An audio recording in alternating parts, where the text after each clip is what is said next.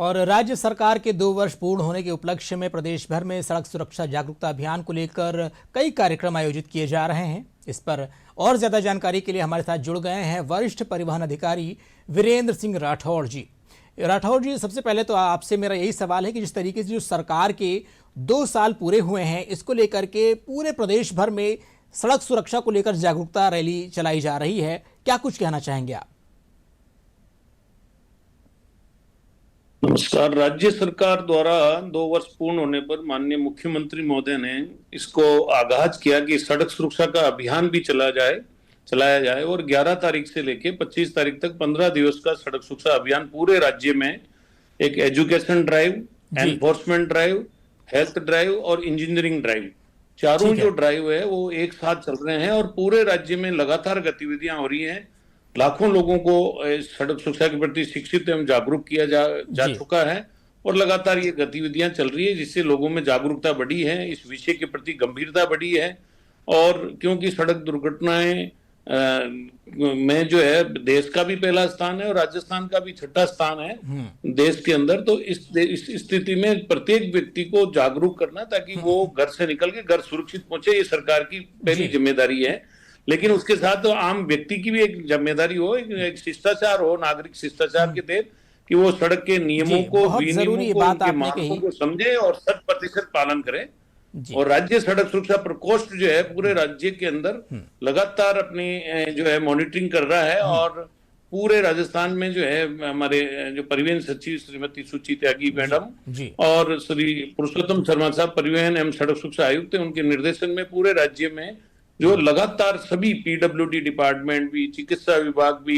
शिक्षा विभाग भी, परिवहन विभाग भी, यातायात पुलिस विभाग और श्रम विभाग, ये सारे विभाग मिलकर सड़क सुरक्षा के प्रति लोगों को जागरूक कर रहे हैं। अलग अलग जगह जैसे ड्राइविंग के टाइमिंग 8 घंटे से ज्यादा नहीं हो, इसके लिए श्रम विभाग देख रहा है। हर व्यक्ति को प्राथमिक चिकित्सा सहायता आनी चाहिए, इसलिए फर्स्ट रेस्पॉन्डर बनाने का काम, सड़क पर जो घायलों की मदद करने की जो केंद्र सरकार राज्य सरकार की योजना का प्रचार प्रसार करने का काम चिकित्सा विभाग, पुलिस, यातायात पुलिस कर रही है और यातायात पुलिस और परिवहन विभाग सर, मेरा एक सवाल आपसे और है क्योंकि इन दिनों जो सर्दी का जो है मौसम चल रहा है, बहुत ज्यादा कोहरा पड़ रहा है, इसके साथ ही साथ धुंध काफी ज्यादा रह रही है। ऐसे में कहीं ना कहीं जो है कई सारी दुर्घटनाओं की भी खबरें आती रहती हैं। विभाग जो है सड़क सुरक्षा विभाग की अगर बात करें, हम परिवहन विभाग की बात करें, तो क्या कुछ इसके लिए कर रहा है और साथ ही साथ क्या कुछ गाइडलाइंस जारी की गई हैं इन दिनों?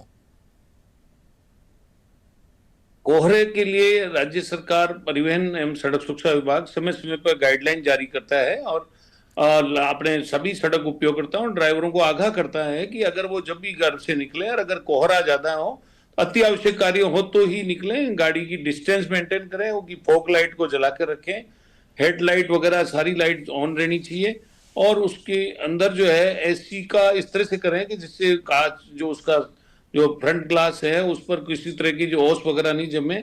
और मान लो और गाड़ी से दूसरी गाड़ी के बीच में प्रॉपर डिस्टेंस रखे। कहीं गाड़ी खड़ी करे तो हजार्ड स्विच जो पार्किंग लाइट्स होती उनको चला के रखे, जहां तक उसके ऐसी दूर गाड़ी खड़ी करे ताकि रोड पर गाड़ियां दिखती रहे और जो रिफ्लेक्टिव टेप्स वगैरह जो गाड़ियों के लिए अनिवार्य है, पीछे लाल रंग का, साइड में येलो और फ्रंट में व्हाइट, वो भी लगा के रखें ताकि थोड़ा सा उसका भी सहारा मिलता है। तो फॉग के अंदर गाड़ी चलाने के लिए ये विशेष तौर पे गाड़ी की गति सीमा जो है 30 मैक्सिमम, अगर ऐसी साफ हो तो 30-40 से ज्यादा की स्पीड नहीं रखें, अलग अलग गाड़ियों के लिए अलग अलग है। तो गति सीमा का ध्यान रखना बहुत जरूरी है, फॉग लाइट को जला के रखना जरूरी है और इस तरह का डिस्टेंस बना के रखना जरूरी है। और गाड़ी मतलब बहुत अति आवश्यक हो तो आए चलना, रोड पे चलाएं गाड़ी, नहीं तो उससे बचने का प्रयास करें। ये हमारी विभाग जो गाइडलाइंस विभाग की तरफ से जारी की गई उसके बारे में आपने बताया। बिल्कुल, सरकार हो या हम परिवहन विभाग की बात करें, काफी कुछ जो है योजनाएं लेकर के आती है,